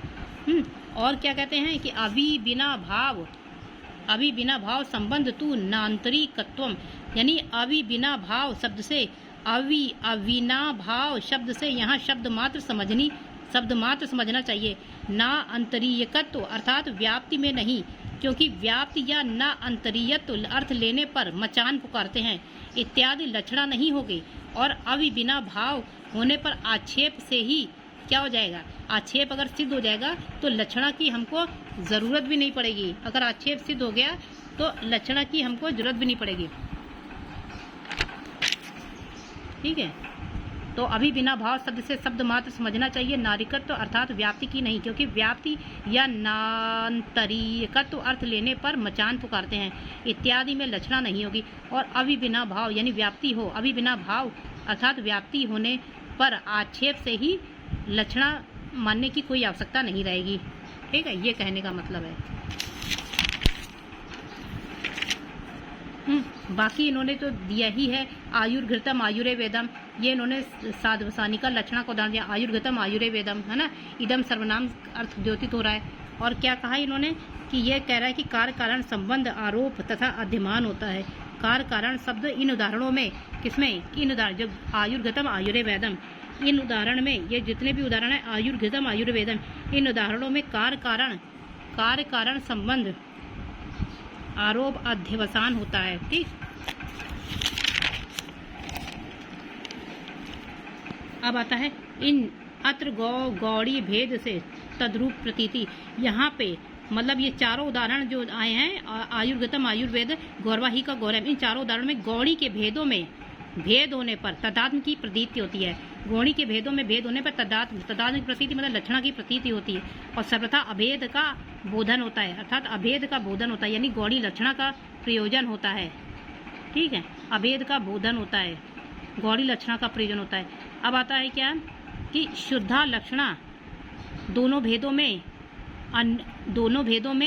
अन्यों से अति प्रबल है, अन्यों से मतलब कार्यकारिण है, अन्यों से अति प्रबल है, अन्यों से तथा नियमन से कार्यकारित्वादि है, अन्यों से ज़्यादा कार्यकारित्वादि है।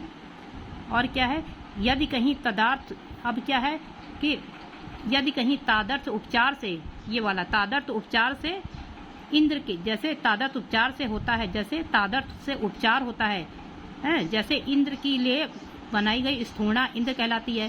स्वस्वामी भाव संबंध से राजा का पुरुष राजा होता है। कहीं अवयवी भाव से अग्रहस्त, यहाँ केवल आगे के भाग से हाथ शब्द का प्रयोग होता है।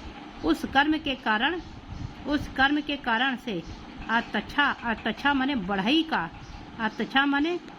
का है ना, ये होता है, तदात्म संबंध होता है। अब आता है इसलिए लक्षणा 3 षड्विधा, इसलिए लक्षणा 6 प्रकार की हुई है, यानी उपादान लक्षणा और लक्षण लक्षणा, इन दोनों के भेद से शुद्धा गौड़ी दो भेद, चारों भेद मिलकर 6 लक्षणा के भेद हो गए। मुकुल भट्ट ने अभिधा मातृका अपनी किताब लिखी है, तो वहाँ उन्होंने लक्षणा के मूलतः 6 भेदों का ही खंड किया है। मम्मट ने भी उसी का ही अनुवाद किया। मुकुल भट्ट ने भी 6 ही मानी और मम्मट ने उसी का अनुवाद करके लक्षणा 3 षड्विधा कर दिया। अब आता है कि साहित्य दर्पणकार ने क्या कहा, 3 षोडश भेदिता, लक्षणा में 3 षोडश भेदिता, यानी 6 के स्थान पे 16 भेद दिखाए हैं। अब आता है जो रूढ़ी क्या है, व्यंग्य रहिता, रूढ़ी व्यंग्य रहिता होती है और प्रयोजन सहिता होती है। तो रूढ़ी व्यंग्य से रहित और प्रयोजन सहित होती है, क्योंकि प्रयोजन व्यंजना के व्यापार में ही आया जा सकता है, क्योंकि प्रयोजन होता है व्यंजन व्यापार गम्येव, व्यंजना के व्यापार ही से ही जाना जा सकता है। ठीक है, और वह गूढ़ अगूढ़ 2 प्रकार का होता है। तच्च गूढ़ अगूढ़, कौन, व्यंग्य प्रयोजन, गूढ़ अगूढ़ 2 प्रकार का होता है। वह व्यंग है, तच्च व्यंगम, वह व्यंग है। जैसे अब उसका उदाहरण है, गूढ़ व्यंग का उदाहरण, मुख विकसितम वशित वक्रिम प्रेचिरे समुच्छल्य विभ्रमा गति तथा मति उरो मुकुलित स्तन जघन संबंध उरु बतन इंदु आतनव तरुणी मोदम मोदते, यानी कि लक्ष्मी को प्राप्त हो जाने पर मूर्ख व्यक्ति, मतलब एक मतलब मुख पर मुस्कुराहट खिल रही है, बांकपन दृष्टि का दास हो रहा है, चलने में हाव भाव झलक रहे हैं, बुद्धि मर्यादा का अतिक्रमण कर रही है, और छाती पर स्तनों की कलियां उगाई हैं, जांघें जो हैं अवयव के बंधन से उभर आई हैं। बड़ी प्रसन्नता की बात है कि उस चंद्रवदनी के शरीर में यौवन का उभार विलोल कर रहा है। तो यहाँ पे जो व्यंग है वो सर्वजन संवेद्य नहीं है, केवल सहृदयों के ही समझने योग्य है, अतः उसको गूढ़ व्यंग समझना चाहिए। गूढ़ मतलब छिपा हुआ। अब दूसरा उदाहरण अगूढ़ का है, अगूढ़ व्यंग जो मतलब छिपा नहीं है। श्री परिचय जड्डा अपि भवंती अभिज्ञा विदग्ध चरितार्था उपदिशति कामनी नाम यौवन मद एव ललितानि उपदिशति, अगूढ़ व्यंग का दिखा रहा है। यहाँ पे लक्ष्मी को प्राप्त हो जाने पर मूर्ख व्यक्ति क्या कहता है, चतुर व्यवहार को समझने वाला हो जाता है, चतुर व्यवहार को समझने वाला होता है। यौवन का मद कामनियों की ललितों को उपदेश देने वाला होता है। यौवन का मद कैसा होता है, कामनियों की ललितों को उपदेश कर देता है। तो यहाँ पे उपदिशति, ये जो ये पद आया, ये पद अगूढ़ व्यंग है, क्योंकि शब्द द्वारा अज्ञातता ज्ञापन उपदेश चेतन का धर्म है, उपदेश होना चेतन का धर्म है, और यौवन में कोई संभव है नहीं ये चीज।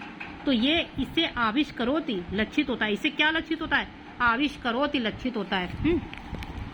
अब आता है इस प्रकार लक्षणा व्यंग की दृष्टि से 3 प्रकार की कही गई।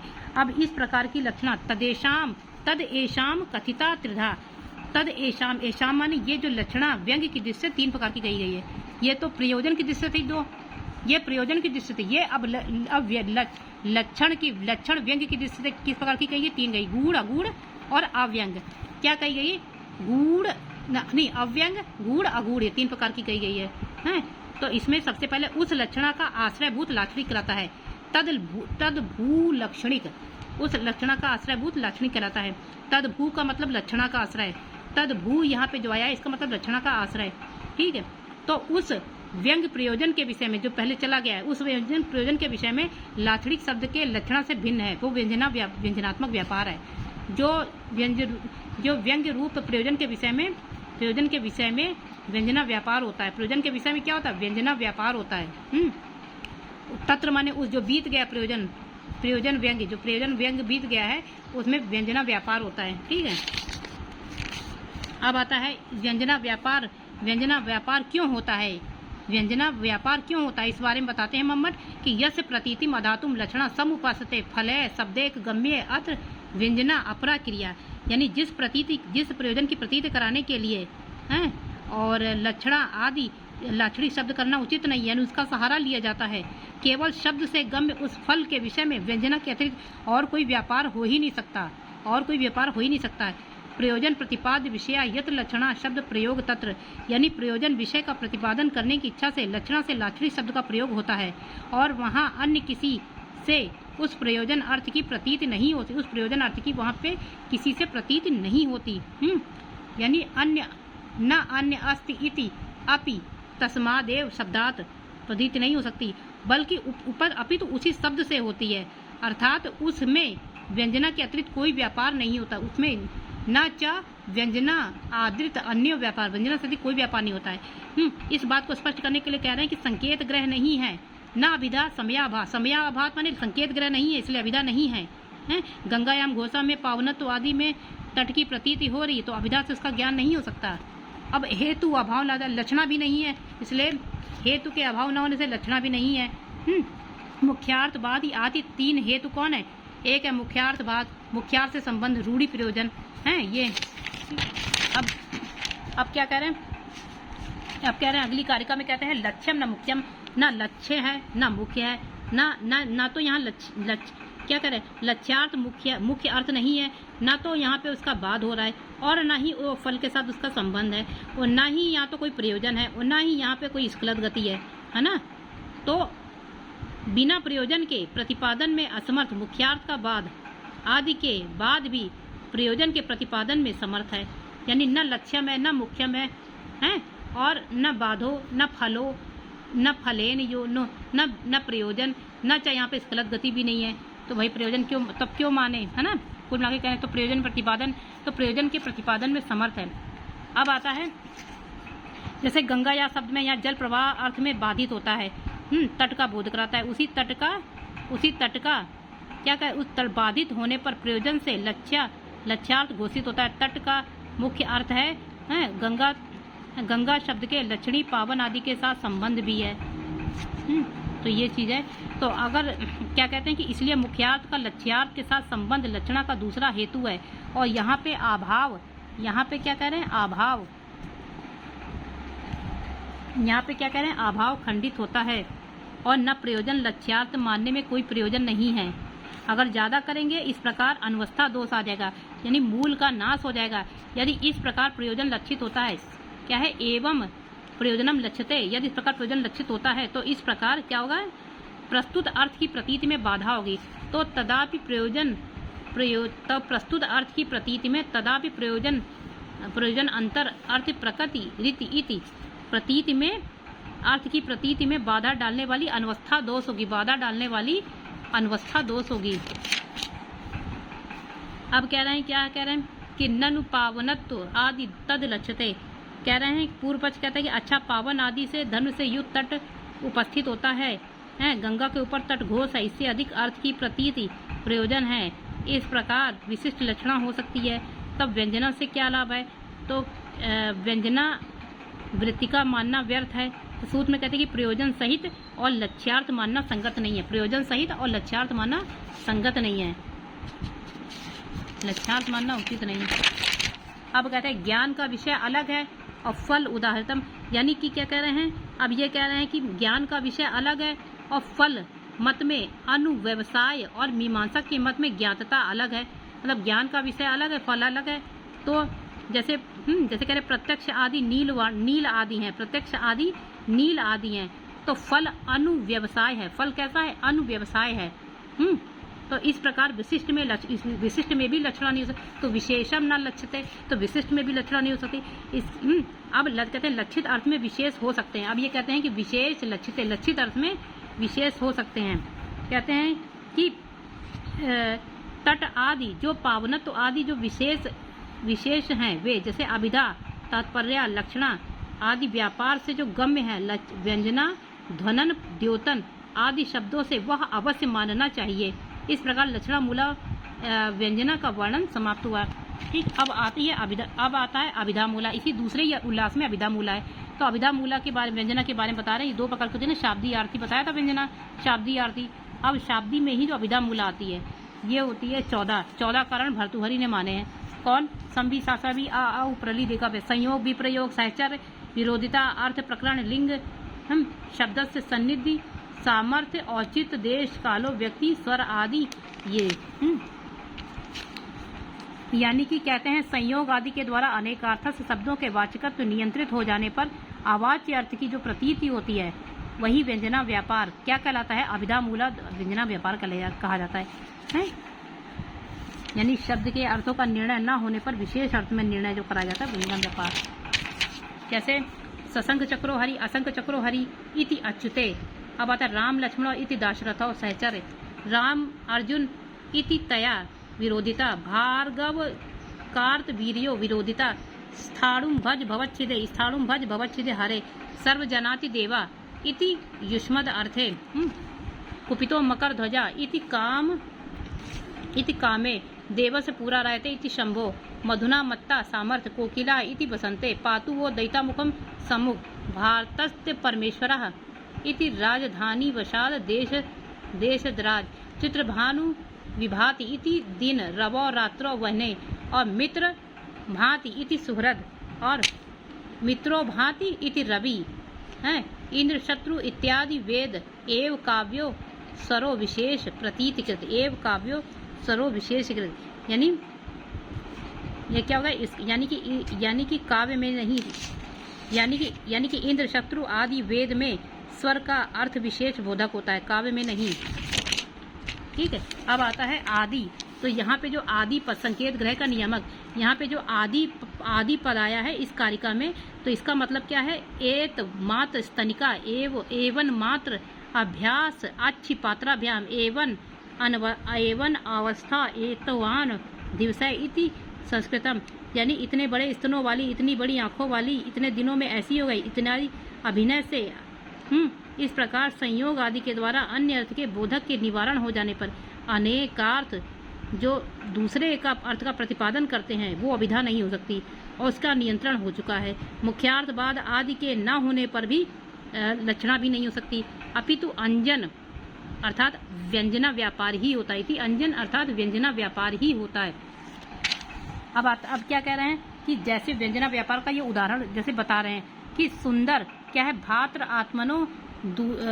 आत्मनो दुरधि हलो विशाले उन्नते कृतशील मुखस्य यस्या अपगुलुगते पारावारणस्य दना अम्बुशेख सुभगा करो अभूत।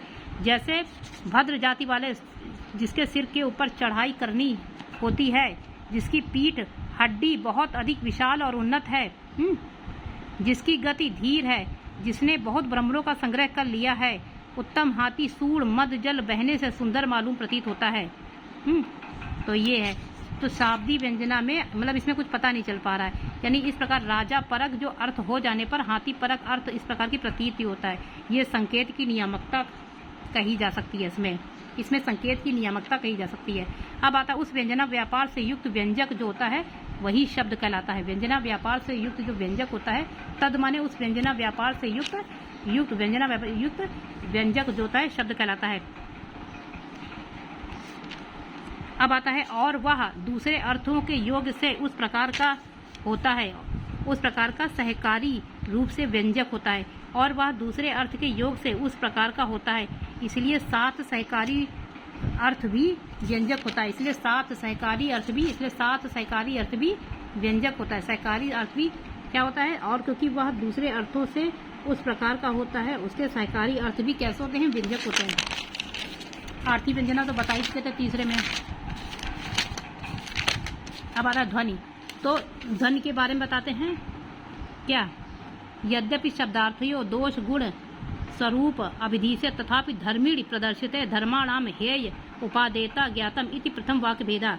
यानी कि यद्यपि शब्द और अर्थ का निर्णय हो जाने के बाद दोष गुण अलंकारों स्वरूप का कथन करना चाहिए था, परंतु धर्मी का निरूपण करने पर, धर्मी मतलब मूलभूत काव्य का, धर्मी का मतलब मूलभूत काव्य का निरूपण करने पर दोष गुण आदि का धर्मों की हेयता उपादेयता का ज्ञान हो सकता है। इसीलिए सबसे पहले धर्मी रूप काव्य के भेद को कहेंगे, मतलब मूलभूत काव्य के भेद। तो ध्वनि काव्य के दो भेद होते हैं, कौन, अविवक्षित विवक्षित। अविवक्षित को लक्षणामूला, विवक्षित को अभिधामूला। तो अविवक्षित का क्या है, लक्षणामूला क्या इसका बताते हैं, तो कहते हैं अविवक्षित जो ध्वनि भेद हैं उस ध्वनि भेद में वाच्य या तो अर्थांतर में संक्रमित होता है या अत्यंत तिरस्कृत हो जाता है। इस प्रकार अविवक्षित वाच्य ध्वनि अर्थांतर संक्रमित और अत्यंत तिरस्कृत, इसके दो भेद होते हैं। अब आता है लक्षणामूला व्यंग्य प्रधान्यो सत्यमेव अविवक्षित वाच्यम यत्र सा। अब ये कह रहे हैं कि लक्षणामूला जो गूढ़ व्यंग्य प्रधानता होने पर जहाँ वाच्य अविवक्षित होता है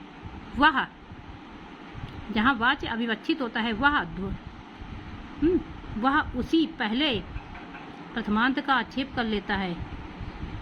वह क्या होता है, वह उसी पहले ध्वनि पद प्रथमांत का आक्षेप कर लेता है, ऐसा वृत्तिकार कहते हैं। ध्वना इसी के द्वारा अनुवाद से ध्वनि इस को समझ लेना चाहिए। इस अविवक्षित वाच्य में कहीं वाच्य अनुपयुक्त होने से अर्थांतर में परिणित हो जाता है और अर्थांतर संक्रमित ध्वनि कहते हैं। पता नहीं क्या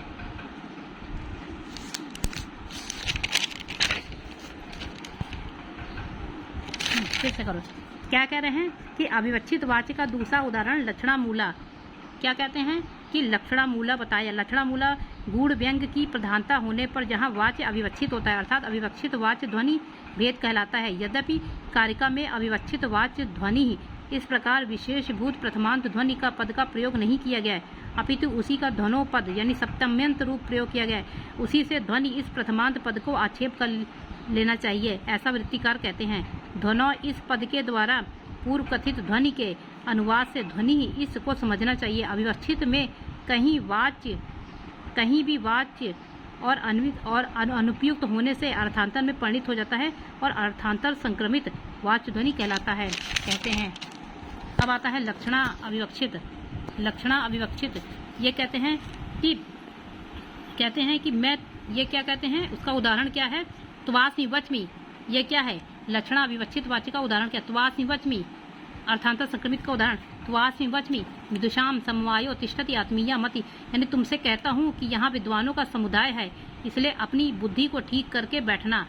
यहाँ पे वचन उपदेश आदि के रूप में परिणित हो जाता है, अर्थात अर्थांतर संक्रमित का उदाहरण है। ये किसका है, लक्षणा अविवक्षित वाच्य का अर्थांतर संक्रमित का उदाहरण। ठीक है, तो यहाँ त्वास्मि वच्मि का प्रयोग किया गया, शिष्य को त्वाम शिष्य के लिए है। ठीक है, और वच्मि से अब आता है कि दूसरा है अत्यंत तिरस्कृत। अत्यंत तिरस्कृत का उपकृतम बहु तत्र किमुच्यते सुजनता प्रथिता भवतः परम विदग्ध दृषि सदा मुखे सुख से तदा शरदाम सतम। यानी कि यहाँ पे क्या है, तो यहाँ पे क्या है, कह रहे हैं कि वाच्यात अनुपद्यमान होने से अत्यंत तिरस्कृत हो जाता है। यहाँ क्वचित अनुपद्यमान अत्यंत तिरस्कृतम, यानी कि कहीं अनुपद्यमान होने से अत्यंत तिरस्कृत हो जाता है, तो उसे अत्यंत तिरस्कृत वाच्य ध्वनि कहते हैं। जैसे आपने बड़ा उपकार किया है, कहाँ तक प्रशंसा की जाए, उपकृतम बहुत तत्र किमुच्यते। आपने बड़ा उपकार किया, कहाँ तक प्रशंसा की है, हे मित्र तू सदा ऐसे ही रहना, सैकड़ों वर्ष तक सुखी होकर ऐसे ही रहो। तो यहाँ पर कोई अपकृत जो व्यक्ति है अपकार करने वाले के प्रति विपरीत लक्षण से बोल रहा है, मतलब जो कहा जा रहा है उससे अलग कहा जाए, अत्यंत तिरस्कृत बोलते हैं। अब आता है विवक्षित वाच्य। अभिधामूला का क्या है, विवक्षित वाच्य। तो ये कहते हैं विवक्षित वाच्य का विवक्षितम च अन्य अपरम वाच्यम यद अपरम सह, यानी कि जहाँ वाच्य अर्थ विवक्षित होने पर अन्य अर्थ होता है, वह विवक्षित पर वाच्य दूसरा भेद होता है, वो विवक्षित पर वाच्य दूसरा भेद होता है। अब अन्य पर जो होता है व्यंग निष्ठ होता है, अन्य पर जो होता है शब्द का अर्थ वो व्यंग निष्ठ होता है।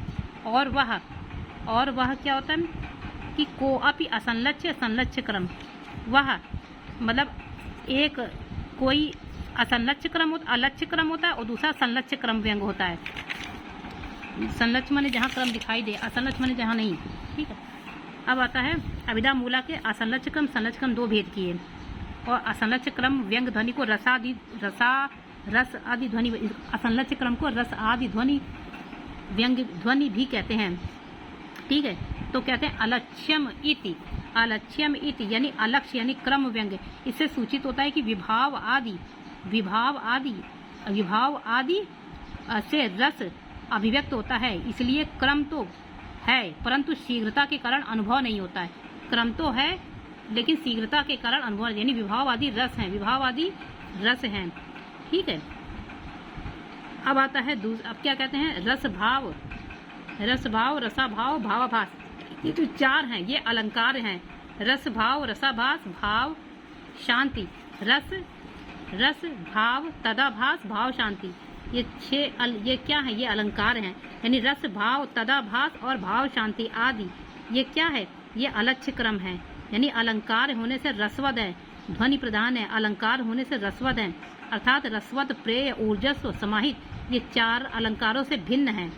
ठीक है, यदि आदि पद के ग्रहण से भावोदय, भाव शांति, भाव सबलता, आदि जो इसमें बोला गया है रस भाव, इसमें आदि बोला गया है ना कहीं, ये आदि क्रम, तो आदि से मतलब क्या है, आदि से है क्या, आदि से है भावोदय, भाव शांति, भाव सबलता आदि का भी ग्रहण होता है। यहाँ रस आदि प्रधान रूप से स्थित होने से अलंकार कहलाते हैं। जैसा कि उदाहरण आगे देंगे, इसमें कह रहे हैं कि रसवत, प्रेय, ऊर्जस्व, समाहित, ये चार अलंकार होते हैं, गुणीभूत निरूप, और ये क्या हो, चार अलंकार होते हैं। बस अब यहाँ पे संलक्ष्य ध्रम कमी के 15 भेद, यहाँ भेद हैं, अविवक्षित, लक्षित, कुल मिला के ध्वनि के टोटल भेद हैं 104-5-5 और 15 भेद किसके हैं, संलक्ष्य क्रम के, 15 भेद संलक्ष्य क्रम के। ठीक है, तो संलक्ष्य क्रम के 15 भेद कौन है, जैसे संलक्ष्य क्रम को आनुस्वान ध्वनि कहते हैं, आनुस्वान ध्वनि है किसको, संलक्ष्य क्रम को आनुस्वान ध्वनि, संलक्ष्य क्रम को आनुस्वान ध्वनि कहते हैं। ठीक है, आनुस्वान संलक्ष्य ध्वनि के 3 भेद होते हैं, शब्द शक्तुत, अर्थ शक्तुत, उभय शक्तुत। शब्द शक्तुत 2 होते हैं, अर्थ शक्तुत इसके 3 भेद होते हैं और 12 उपभेद होते हैं, मतलब 3 भेद होते हैं 12, और उभय शक्तुत के 1 भेद होता है। अब आता है शब्द शक्तुत के 2 भेद होते हैं। शब्द शक्तुत के कितने भेद होते हैं, 2, वस्तु अलंकार ध्वनि, वस्तु ध्वनि अलंकार ध्वनि। जहाँ शब्द से वस्तु और अलंकार प्रधान उसे प्रतीत होते हैं वह शब्द शक्तुत होता है। इसमें एक वस्तु ध्वनि और अलंकार ध्वनि आता है, यानी 2 प्रकार का होता है। और दूसरा वस्तु ध्वनि क्या होती है, अलंकार रहित केवल वस्तु का ग्रहण होता है, अलंकार रहित केवल वस्तु का ग्रहण होता है, अलंकार रहित होती है शब्द शक्तुत और वस्तु का ग्रहण होता है। ठीक है, जैसे हाँ अलंकार रहित वस्तु का ग्रहण होता है, उसमें से पहला जो है उसका पहला वाला क्या है, पहला